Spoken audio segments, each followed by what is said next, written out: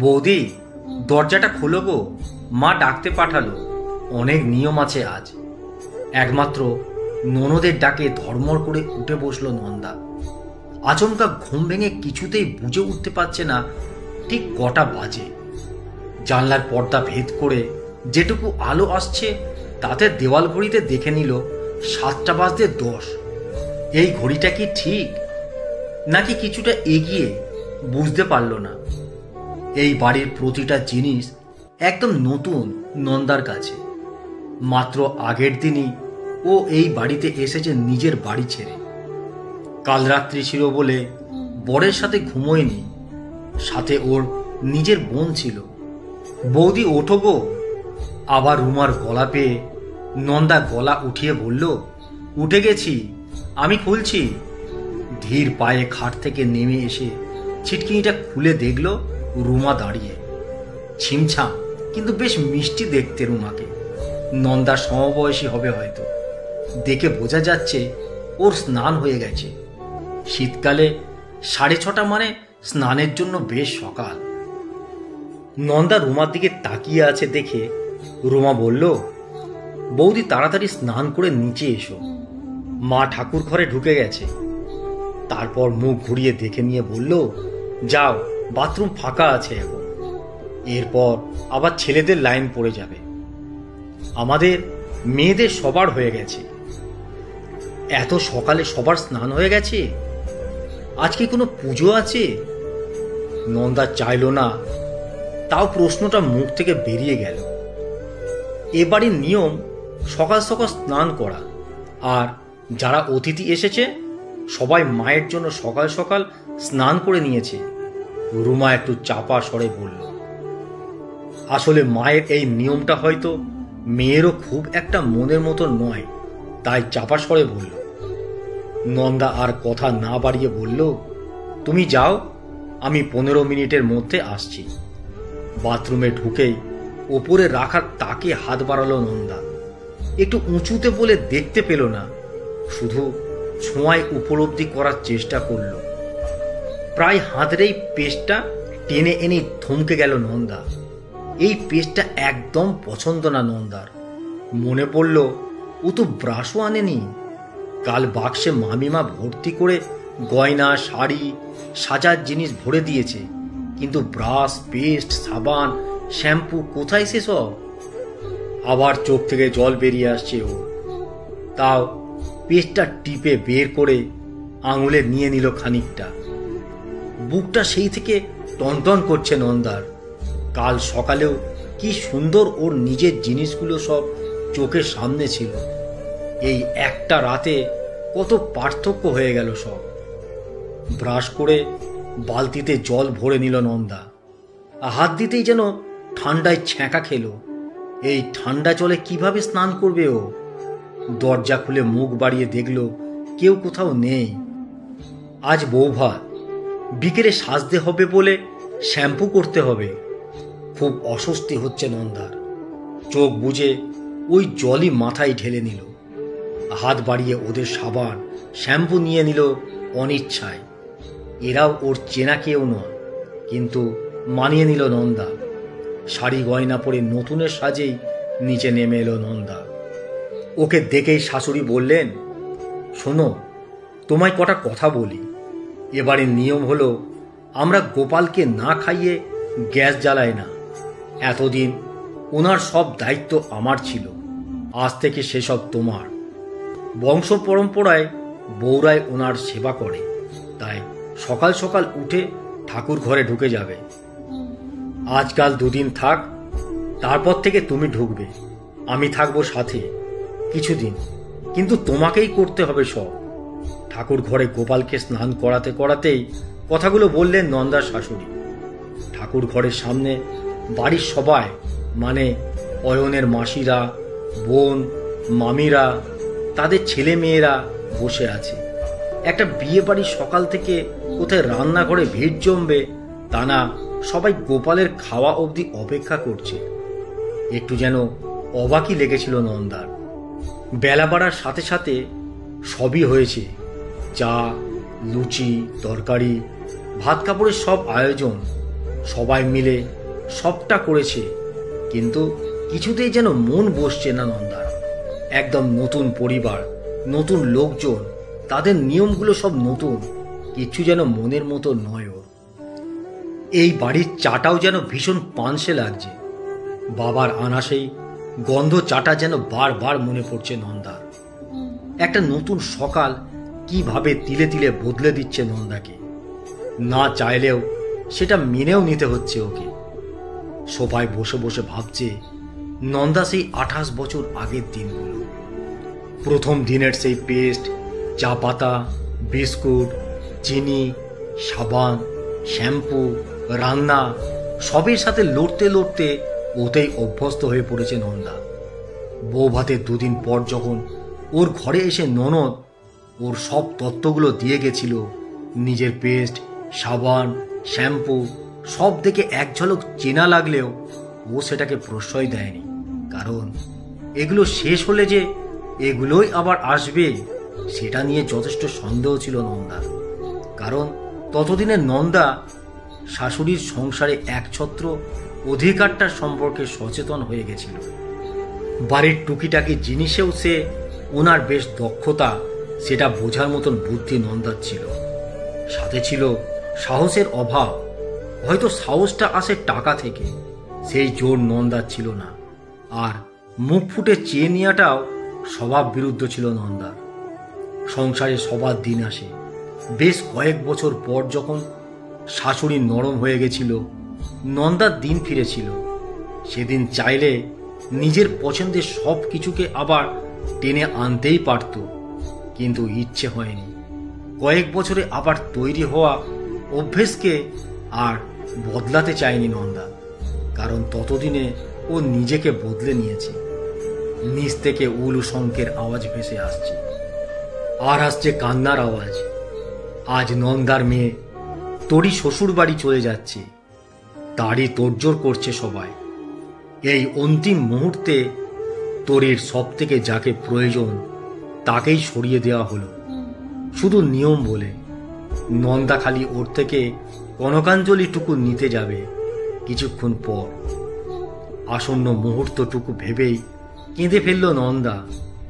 আজ এই প্রথম মনে হলো চোখ দিয়ে জল বেরোলো ও। কিসের কনকাঞ্জলি দেবে তোরই? আগের সপ্তাহ অবধিও অফিসে যাওয়ার আগে দলা করে করে ভাত মেখে খাইয়ে দিয়েছে নন্দা। কাল বিয়ের দিন সকালেও বাথরুমে ছাড়া জামা কাপড় রেখে এসেছে। নন্দা গিয়ে ধুয়েছে সেসব। ভাবতে গিয়ে বুকটা হু হু করে উঠল। কি করে কাটাবে কাল থেকে? কাল থেকে কত কাজ কমে যাবে ওর। মনে আছে নন্দার শ্বশুর বাড়িতে প্রথম বিস্কুট খেয়েছিল, সেই দিনটার কথা।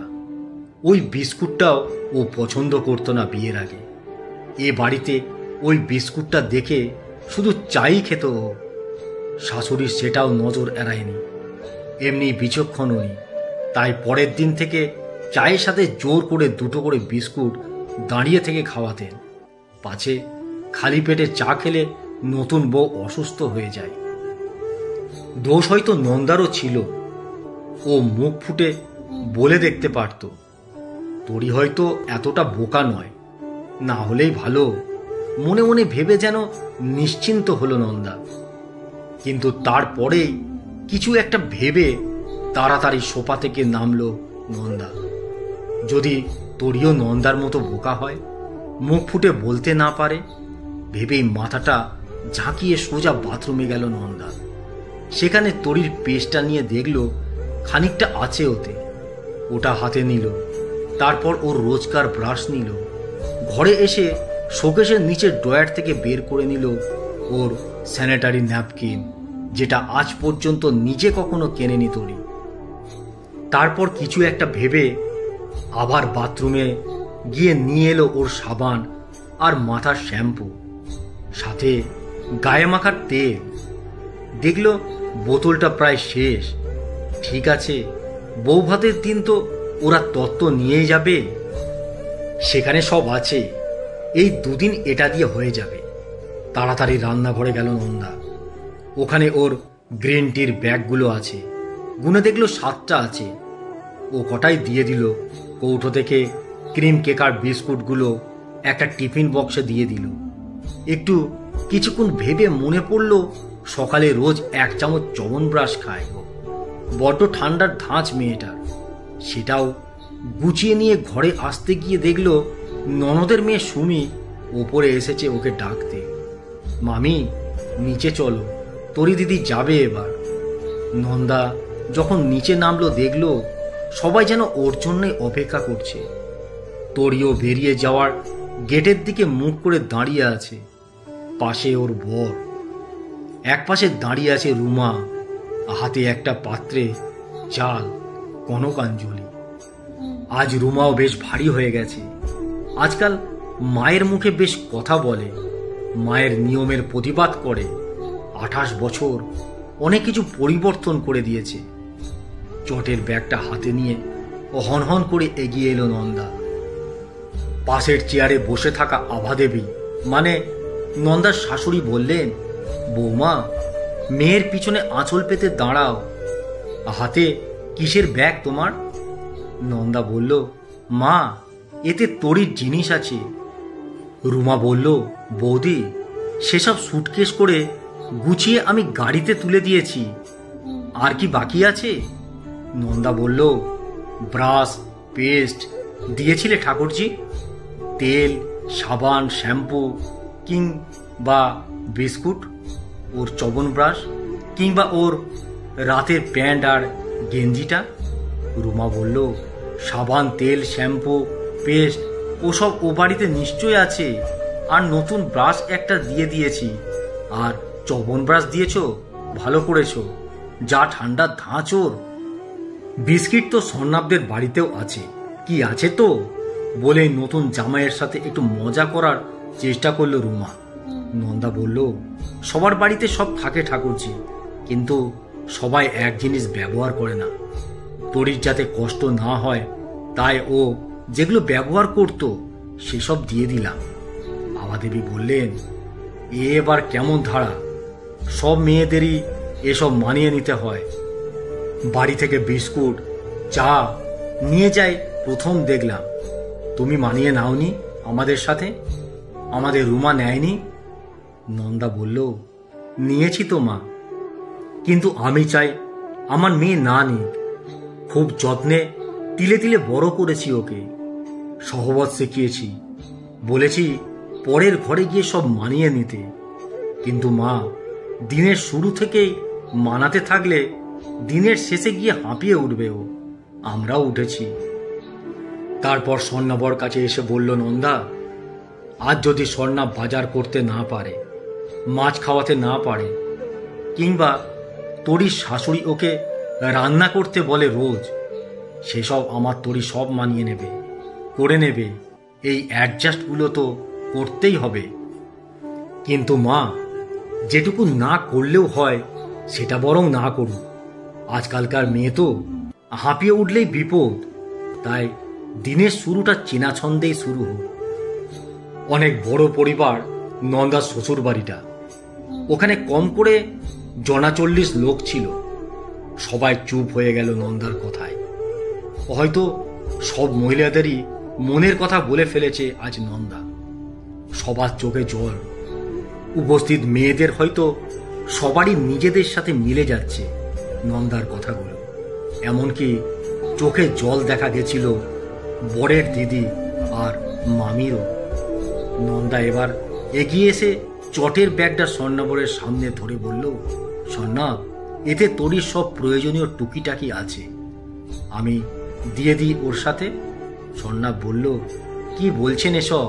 নিশ্চয় দেবেন। আর চিন্তা করবেন না, এগুলো ফুরিয়ে গেলে আমি আবার এনে দেব। তরিকে এসব কোনো রকম মানিয়ে নিতে হবে না। তরি এসে জড়িয়ে ধরল মাকে। আরে, আর মায়ের মুখ দেখিস না। মায়ের আঁচলে চালগুলো দিয়ে বল, মা, তোমার সব ঋণ শোধ করে দিলাম বলেই বেরিয়ে যা। দূর থেকে আভাদেবী বললেন, গলাটা বেশ ভারী, কাঁদছে বোঝা গেল। তরি বলল, কিসের ঋণ শোধ ঠাম্মি? একটা মুহূর্ত চলবে মাকে ছাড়া? দিনে দিনে এই ঋণ বাড়তেই থাকবে। এ শোধ করার ক্ষমতা আমার নেই। তোরির কথায় এবার খুব জোরে কেঁদে ফেলল নন্দা। কাঁধে এসে হাত রাখলো অয়ন। তারপর নন্দাকে বলল, যাও মেয়েকে গাড়ি অবধি ছেড়ে এসো। তরিকে বলল, যা মা, সাবধানে যা, আর কান্নাকাটি করিস না, আমরা আছি তোর পাশে। মাথা নাড়িয়ে নন্দা ঢুকে গেল মেয়ে জামাইয়ের মাঝে। দুহাতে দুজনকে ধরে এগিয়ে নিয়ে গেল গাড়ির দিকে। কি সুন্দর দৃশ্য। বিয়ে তো মেয়েদের করতেই হয়, শ্বশুর বাড়িও যেতে হয়, সেখানে মানিয়েও নিতে হয়, কিন্তু কিছু নিয়ম বদলে ফেললে এত কষ্ট হয়তো হয় না। বয়ে বেড়াতে হয় না মেয়েদের পরবর্তী জীবনটা। আশাবাদী লেখিকার কলম।